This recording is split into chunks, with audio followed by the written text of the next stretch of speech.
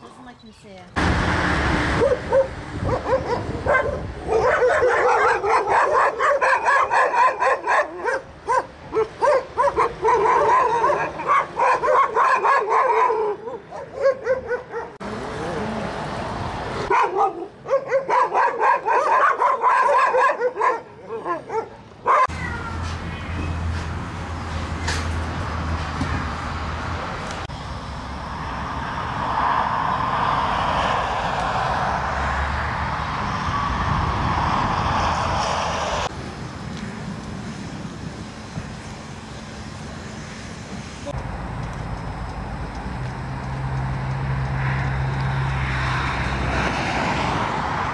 Kuaförlerin ve berberlerin yürütmüş oldukları bu proje ve kampanya çok güzel bir proje.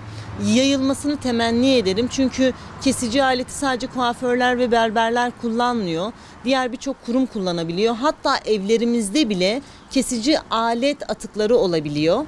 O yüzden sürekli insanlara söylediğimiz gibi, örnek veriyorum, bardak kırılıyor. Lütfen çöplerimize atmayalım. Çünkü o çöplerden insanlar, çocuklar ve hayvanlar yararlanıyorlar. Çocuklar karton topluyor, pet şişe topluyor vesaire.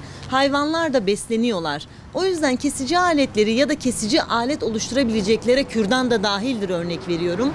Direktmen salapati şekilde çöpe atmamaları gerektiğini söylüyoruz.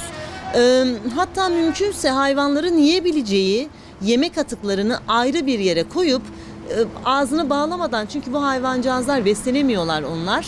Ağzını bağlamadan bir kenarda açık bıraktıklarında o canlıların beslenmesini sağlayacağız.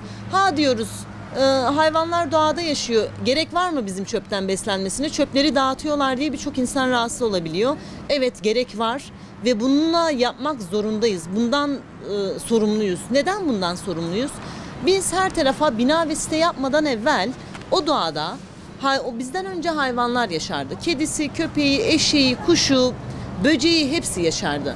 Biz bina koyduktan sonra onların yaşam alanlarını ve doğal alanlarını üzerine geldik. Evet, onları istila etmiş olduk.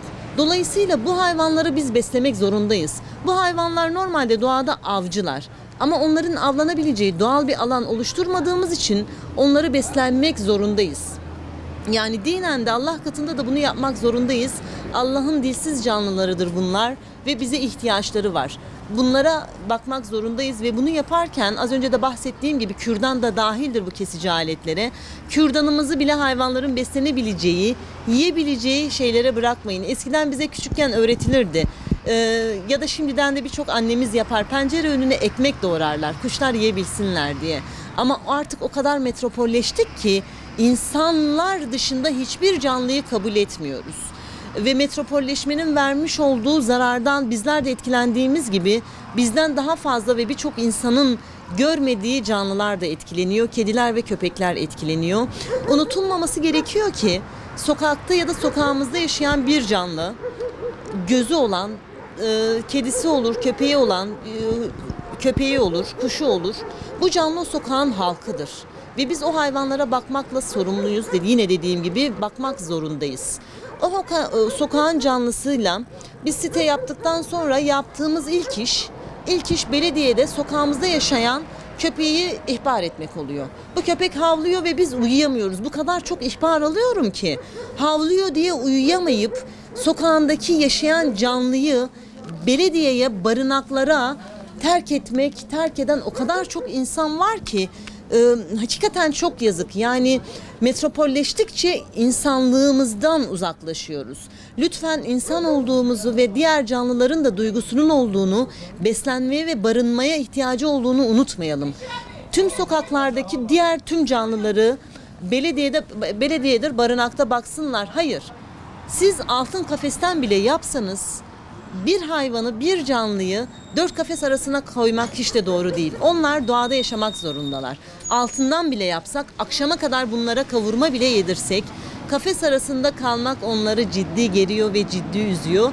Yaşadıkları ortamda yaşamak istiyorlar hayvanlar çünkü. Lütfen onların barınma ve beslenme hakkına saygı gösterip saygılı olup onların da yaşamalarına izin vermemiz lazım sokaklarda. Çoğu zaman halkla alakalı birçok bilinçlendirme çalışmaları yapıyoruz ama bu bilinçlendirme çalışmalarının en önemli ayakları sizlersiniz.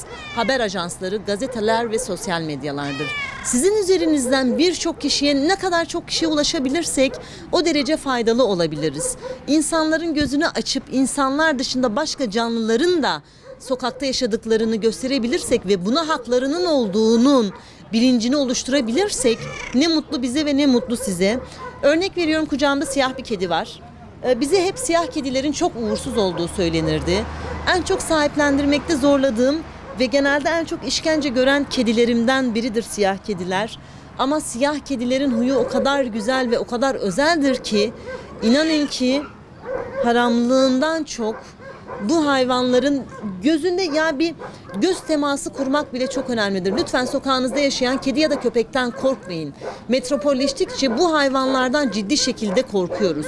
Ve inanın ki hiçbirinin sebebi yokken insanlara saldırmazlar.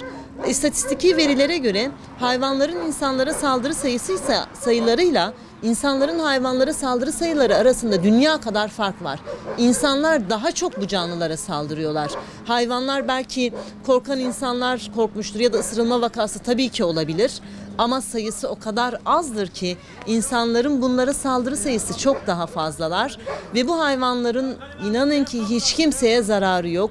Sokaktaki hayvanlara genelde aşılarını yapıp kısırlaştırmak, üremelerini kontrol altına aldığımız için hiçbir problemleri yok. İstedikleri gibi yaklaşıp istedikleri gibi besleyebilirler bu hayvanları. Sadece gereksiz yere çok ciddi korku göstermemeleri yeterli bizim için. Sadece bunları istiyoruz biz.